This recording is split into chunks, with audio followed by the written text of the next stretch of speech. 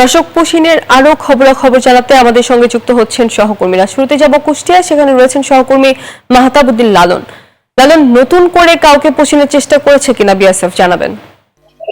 জি ধন্যবাদ আপনাকে। নতুন করে কুষ্টিয়া সীমান্তে পুশিনের ঘটনা ঘটেনি। গত শুক্রবার যে 12 জনকে পুশিন করা হয়েছিল, 3 দিন পর তাদেরকে বিএসএফ তাদের নিজেদের ভূখণ্ডে নিয়ে যায়, অর্থাৎ ভারতে ভূখণ্ডে নিয়ে যাওয়ার পরেই কিন্তু কুষ্টিয়ার যে দৌলতপুর সীমান্ত, সেই সীমান্তে কিন্তু নতুন করে আর পুশিনের ঘটনা ঘটেনি। তবে সীমান্ত উত্তেজনা বিরাজ করছে। যারা সীমান্তের স্থায়ী বাসিন্দা রয়েছেন তারা কিন্তু আসলে বাড়তি নজরদারি রেখেছেন। পাশাপাশি বিজিবি সদস্যরাও কিন্তু আসলে এই সীমান্তে বাড়তি নজরদারি করছেন। আমি 47 বিজিবির যিনি অধিনায়ক লেফটেন্যান্ট কর্নেল রাশেদ কামাল রনির সাথে কথা বলেছি। তিনি বলছেন যে দৌলতপুর সীমান্তে যে পরিমাণ বা যে সংখ্যক বিজিবি সদস্য দায়িত্বে ছিলেন, সেই সংখ্যাটি কিন্তু ইতিমধ্যে বাড়ানো হয়েছে।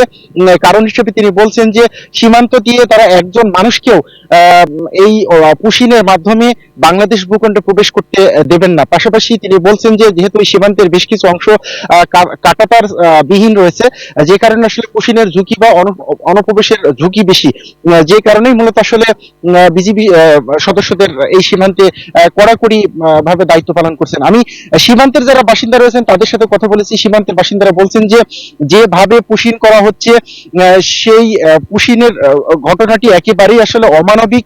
কারণ নারী শিশুদেরও কিন্তু আসলে রাতের আধারে বা কাঁটাতার দিয়ে কিন্তু আসলে বাংলাদেশ ভূখণ্ডে প্রেরণ করা হচ্ছে।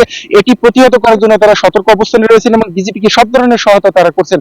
তো যদি এক কথায় বলি, কুষ্টিয়া সীমান্তে গত 5 দিন ধরে নতুন করে পুশিনের ঘটনা ঘটেনি। তো এই ছিল কুষ্টিয়া সীমান্ত থেকে ফিরোজ আসি লালমনিরহাটে, সেখানে অপেক্ষা করছেন আমাদের আরেক সহকর্মী রবিউল।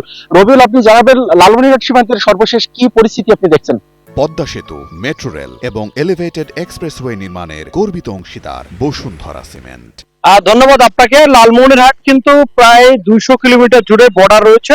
লালমনিরহাট চতুর্দিকে কিন্তু বর্ডার বলা চলে। আপনি জানেন যে গত রাতেই কিন্তু লালমনিরহাটের পাটগ্রাম উপজেলার যে কালীরহাট সীমান্ত রয়েছে, সেই সীমান্তে কিন্তু এক শিশু সহ 2 জন, একজন পুরুষ একজন নারীকে কিন্তু, মোট 3 জনকে কিন্তু পুশিন করার চেষ্টা করে ভারতীয় বিএসএফ। তাৎক্ষণিক কিন্তু এলাকাবাসী এবং বিজিবির তৎপরতায় কিন্তু তা রুখে দিয়েছে এবং তাৎক্ষণিক যে কাঁটাতারের আলো নিভিয়ে পুশিনের চেষ্টা করছিল, ঠিক তখনই কিন্তু জনগণ হইচই করে ওঠে এবং সেই রাতেই তাৎক্ষণিক তারা কিন্তু আবারও কাঁটাতারের ভিতরে নিতে কিন্তু তারা বাধ্য হয় এবং তারা পুশিনে ব্যর্থ হয়ে কিন্তু ফিরে যায়। আপনারা জানেন যে সন্ধ্যার পর থেকে গ্রাম পুলিশ এবং আনসার বাহিনী এবং বিজিবি এবং গ্রামের সাধারণ মানুষ কিন্তু সীমান্ত জুড়ে কিন্তু পাহারা দিচ্ছে, যাতে অবৈধভাবে কোনো ভারতীয় নাগরিক বাংলাদেশে প্রবেশ না করে, সে বিষয়ে কিন্তু লক্ষ্য রাখছে। পাশাপাশি আমরা বিজিবির সাথে কথা বলছি। বিজিবি বলছে কোনো প্রকার যেন অবৈধভাবে কোনো ভারতীয় বা কোনো নাগরিক বাংলাদেশের সীমানায় আসতে না পারে, এজন্য কিন্তু গ্রামগুলোতে সতর্ক করে দিয়েছে এবং যাতে অপরিচিত কোনো ব্যক্তিকে পাওয়া না যায় এবং যদি অপরিচিত কোনো ব্যক্তি হয় তাৎক্ষণিক বিজিবিকে সংবাদ দেওয়ার কথা বলেছে। পাশাপাশি আপনারা জানেন যে বর্ডারে কিছু বজারে কিছু মানব পাচার রয়েছে, কিন্তু মানব পাচার কিন্তু বৃদ্ধি পেয়েছে। কিছু মানুষ কিন্তু এই সীমান্ত জুড়ে সেই অবৈধ মানুষকে বাংলাদেশে পুষিনের চেষ্টা করে।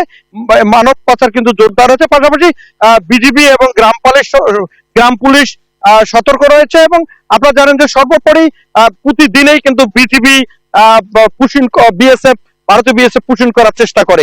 এই ছিল আমার কাছে সর্বশেষ। আমরা যাচ্ছি ডালিমের কাছে মেহেরপুরে, সেখানকার সংবাদ জানতে। রবিউল, ধন্যবাদ। আজকে ভোরবেলা থেকেই আমরা সীমান্তে অবস্থান করছি এবং সেখানে 4 জনকে পুশিন করার চেষ্টা করা হয়েছিল। পুশিনকৃত যে ব্যক্তি ছিলেন তার মধ্যে 3 জন ছিলেন নারী এবং 1 জন ছিলেন পুরুষ। আমরা এখন যে আজকে বিকেলবেলা পর্যন্ত যে ঘটনাটি দেখলাম, সীমান্তে তাদের ব্যবহার্য যে কিছু দ্রব্য সামগ্রী আমরা সেখানে পড়ে থাকতে দেখেছি, মোবাইলের চার্জার, তাদের কিছু পোশাক আশাক, কিন্তু আসলে তাদেরকে এখন এই মুহূর্তে আর খুঁজে পাওয়া যাচ্ছে না। আমরা যে সীমান্তে অবস্থান করছি এটি হচ্ছে 117 নম্বর পিলারের কাছে এবং সেখানে যেটি দেখছি যে আসলে যে পুশিন যাদেরকে করার চেষ্টা করা হয়েছিল তাদের কোনো হদিস পাওয়া যাচ্ছে না। বিজিবি কর্তৃপক্ষ আসলে বলতে পারছে না তারা শূন্য রেখায় আছে নাকি ভারতীয় সীমান্তরক্ষী বাহিনী তাদেরকে তাদের অভ্যন্তরে প্রবেশ করে নিয়েছে? এখন আমরা বিকেলবেলা যেটা দেখছি যে বিজিবি এবং স্থানীয় জনতা তাদের সীমান্ত পাহারার জন্য তারা একটা আলোচনা করছে এবং সেখানে হয়তো তারা রাত পর্যন্ত সীমান্তে পাহারা দেবে, এমনটি তারা তাদের মধ্যে এক ধরনের প্রচেষ্টা দেখতে পাচ্ছি। তবে এই পুশিনের ঘটনা আসলে মেহেরপুরে বেশ বিরতি দিয়ে হলো এবং পুশিনের ঘটনা কিন্তু কোনোভাবেই থেমে নেই।